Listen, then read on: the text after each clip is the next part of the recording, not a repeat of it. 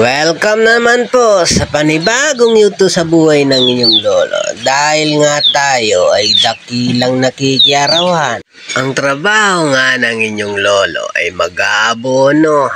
Hindi naman ito mahirap masyadong gawain pero masakit lang ito sa bewang. Mas gusto nga natin ang nakayuko kaysa nakatayo dahil pag nakatayo kay masakit naman sa mata. Dahil nga ang gilid ng dahon ng mais matalim. Ito nga bono nga natin ay binubuhat lang natin kahit gaano kalayo. Kasi naman sa hirap ng daan dito sa amin, kalabaw lamang ang nakakapasok dahil nga sa hirap dahil tagulan. Kaya binubuhat natin to hanggang sa ating pagtratrabahuhan. Hindi naman tayo makatatanggi dahil tayo'y arawan. Kasama nga daw sa pagbabayaran ang pagbubuhat. Para nga tayo'y madaling makatapos sa ating trabaho ay dadalian na natin ang pagbubuhat para naman sa ganun madaling matapos ang isang araw.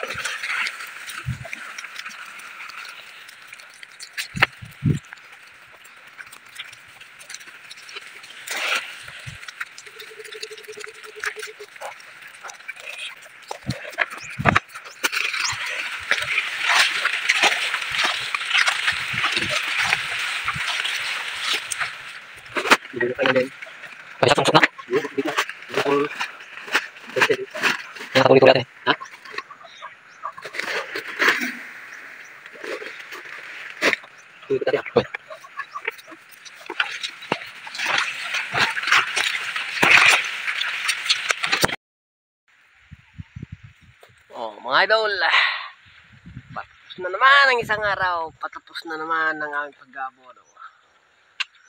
Patapos na mga idol. Kailangang mag-abungot mga idol kasi malaki na yung mais mga idol. Matatamaan yung mata natin kung ito mga idol, kung tatayo tayo mag-aabono.